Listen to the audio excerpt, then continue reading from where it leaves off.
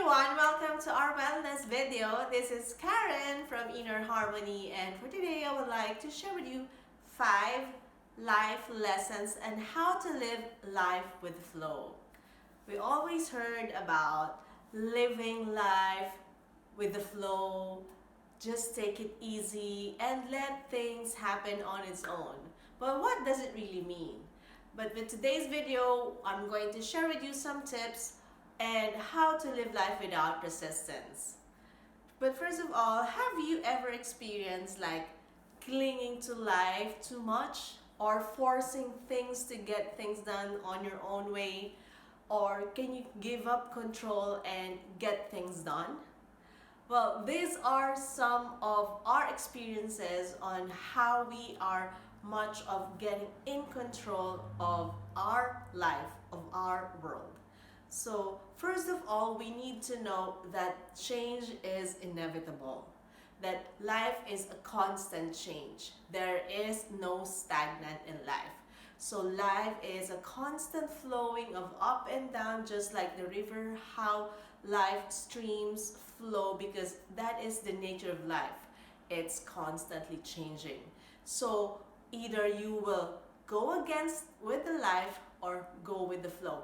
Living life without resistance is going with the flow. First of all, I'm going to share with you tip number 1 is do not force anything.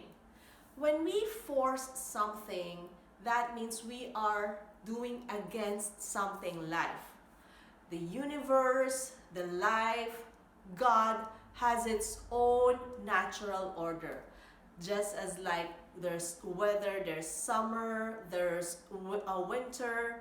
So we cannot control those kind of forces of nature. Such as human, we grow old, we learn. There's a certain order. When you were a teenager, it's a process for you to reach at the age of 30 years old. So you cannot go backwards. There is a natural order. So if you force things, now you are letting life against us. So just like when we are going in the stream of a river, don't try to swim against it. What you're going to do, you might be exhausted for a while and get burned out, but you cannot really fight with nature. What you're going to do, just like sailing, place your sail in a proper way and let the universe wind guide you throughout. The second one is don't overburden yourself. We always tend to work too much or sometimes exercise too hard, pretending, knowing that more is better. But sometimes we overlook what is the most important part, is to rest. Just like with working out, it is not when you work out you build your muscles. It is when you rest. So when you work too hard, for example, you want to work too hard because you want to have a good house or you want to have a big investment. Now you're working hard and you're pushing yourself too hard that you get sometimes your health is installed. So with that, we need to find a proper balance of action and inaction. Sometimes we tend to like work and being more is better. Why? Because we want to show off. Because sometimes the more we have, the more we value. The more we have this identity. But sometimes the more wealth we have is the more we need to protect that wealth, which is causes more burden to ourselves. The third one is stop controlling the world. Just like what I've said, the world has its natural order. For example, if you are controlling your staff or your team, you're putting pressure on them. They don't grow. They don't develop their identity.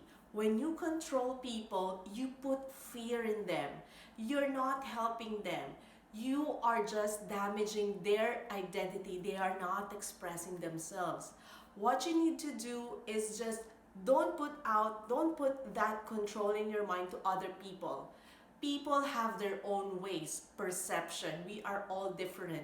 The more you want to control things, probably in professional way, you should put boundaries with professional way and in personal. But be careful not to have that control in each small details and situations. Number 4 is enough is enough. Those who know they have enough are truly wealthy. Increasing in possession in life sometimes is very addicting. Sometimes we need to want more and more, but we only need enough food to energize our body, enough water to hydrate ourselves. Why we want to have more? Because we have this identity is the more I have, I am more.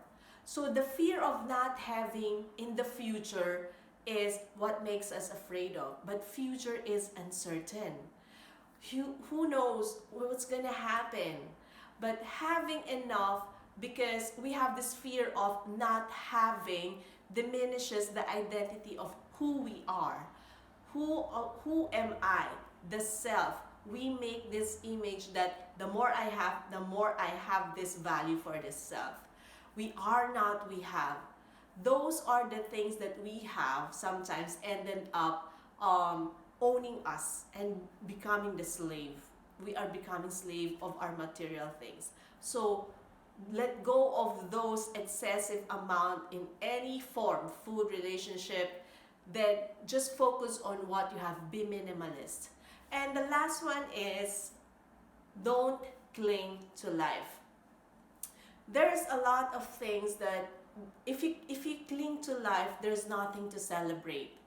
We tend to cling to attachments to relationships, people, money, image, identity, wealth, reputation, that we tend to protect too much of ourselves. But those are just our self-image created by our ego. We create that this is me. But what is the reality is the fear of death. And what I mean is this is not the death of the physical death. This is the death of our identity. When we fear of death, we are fear of dying of this identity, that we are this person. When we die, or when we cancel all of those images in our mind of what we think we are, that is the death of ego. And when the death of ego starting to dissolve, then we can see that life has a lot of opportunities to give us, because we are not bounded by this man-mind ego image. So don't cling to any kind of possessions, any kind of images that just the society and norms or social medias are putting in you. Don't cling to it, and live and celebrate life every day. So I hope, friends, that helped for you today. And if you know someone who needs help, you can share and like this video. And as always, I am sending you peace, love, happiness. And always stay healthy, people, and trust the process. Bye, everyone!